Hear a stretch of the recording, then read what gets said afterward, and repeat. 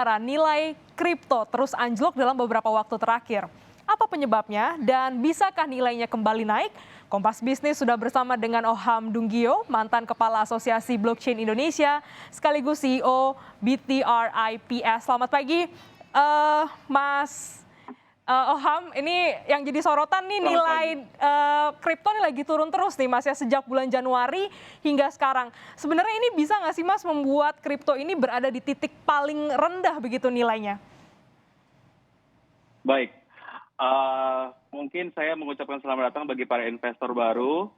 Selamat melihat nilai volatilitas dari Bitcoin. Jadi memang dari tahun ke tahun nilai Bitcoin ini sangat volatile, dan ini saya bisa sebut bahwa ini adalah hal yang sudah biasa terjadi di dalam industri kalau misalnya Anda merupakan investor yang sudah lama. Tapi kalau untuk investor baru ini memang cukup menyeramkan. Saya paham sekali bahwa ada pergerakan harga Bitcoin turun hingga 20-30%. Nah, menjawab pertanyaan Mbak Glenis tadi, sebenarnya titik terendah dari Bitcoin ini sendiri, kalau kita lihat di tahun ini mencapai di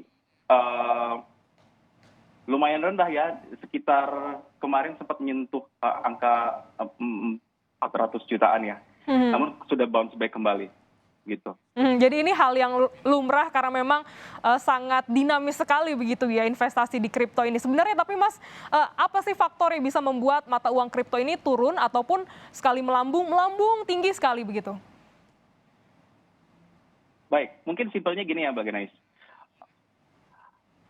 Perilaku pasar dari investor aset kripto ini sangat terpengaruh oleh emosional. Ada satu indikator mungkin yang bisa saya jadikan benchmark untuk para pelaku pasar yang tertarik ingin invest di Bitcoin untuk menjadikan acuan. Ada namanya indikator Fear and Greed Index. Jadi berdasarkan indeks ini dia cukup simpel dari 1 sampai 100. 1 artinya market sedang fear atau sangat ketakutan. Kalau 100 artinya market sedang greed atau sedang serakah. Di mana kalau 1 ini, kalau fear artinya ini adalah kesempatan yang baik untuk terjun masuk karena ada kemungkinan untuk harganya kemudian melambung. Kalau misalnya di angka 100, ada kemungkinan harga akan koreksi. Nah, sebenarnya cukup simple. Tetapi yang menjadikan ini menjadi volatile adalah karena memang ini adalah pasar yang terpengaruh oleh berita-berita, bahkan hanya rumor saja bisa mempengaruhi harga dari Bitcoin ini sendiri. Karena ini adalah merupakan pasar yang global, tidak hanya berlaku di Indonesia saja. Seperti itu Mbak Glenis. Banyak faktor yang bisa mempengaruhi, bahkan rumor saja bisa mempengaruhi nilai begitu ya. Mas, ini kan nilainya lagi anjlok begitu ya. Apakah ini waktu terbaik untuk memborong kripto atau justru para investor ini harus menahan diri dulu nih Mas? Oke, saya bukan financial advisor, terlebih lagi bukan aset crypto advisor, tetapi sejauh saya melihat perkembangan atau tren, sebenarnya selama ini jika Anda membeli Bitcoin kapan saja dan mempertahankan dia selama 3 tahun, itu selalu positif. Walaupun Anda membelinya di harga paling tinggi sekalipun, dalam jangka waktu 3 tahun itu hasilnya selalu memberikan return. Returnnya itu tergantung sekali Mbak, tergantung dari hype dan juga berita-berita yang sedang terjadi atau bahkan rumor-rumor yang sedang panas saat ini gitu. Tetapi rata-rata jika Anda pertahankan Bitcoin Anda selama 3 tahun tidak terpengaruh oleh emosi sama sekali, itu mendatangkan return. Jadi memang ada triknya begitu ya, tidak langsung borong, tidak langsung juga melepas begitu ya Mas. Ada satu lagi nih Mas yang menjadi sorotan, ini Bapepti sedang menyiapkan bursa kripto. Tentu ini angin segar ya untuk para investor kripto. Di sisi lain tapi juga OJK ini melarang bank memberikan fasilitas semua hal terkait dengan transaksi kripto. Bagaimana tanggapan Anda tentang hal ini? Betul, perlu digarisbawahi bursa aset kripto yang sedang dirancang oleh Bapepti bersama dengan DFX, namanya nanti DFX. Ini adalah menjadi bursa aset kripto pertama yang merupakan milik dari negara di dunia. Jadi ini adalah sebuah angin segar tidak hanya untuk pelaku investor aset kripto di Indonesia, tetapi di seluruh dunia.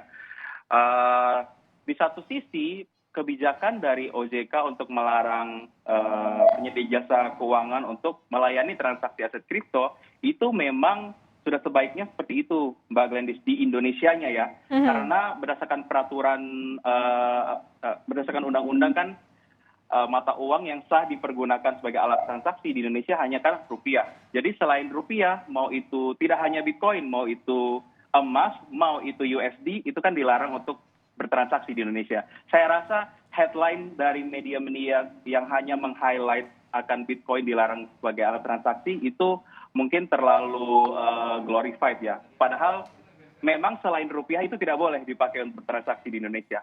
Jadi ini mungkin ada sedikit perbedaan perspektif dalam menyerap informasi. Jadi memang masih pro dan kontra begitu ya Mas. Tapi ini diharapkan para regulator ini bisa ketemu ya Mas, baik Bapepti ataupun OJK, ini terkait dengan bagaimana mengelola kripto di Indonesia. Karena kita tahu investornya juga cukup banyak nih saat ini ya Mas ya. Betul. Data terakhir udah sekitar 7 juta investor aset kripto di Indonesia. Wow, 7 juta. Berarti ini Mas Oham salah satunya nih Mas ya. Ya. Baik, terima kasih Mas Oham Dunggio yang sudah bergabung di Kompas Bisnis hari ini.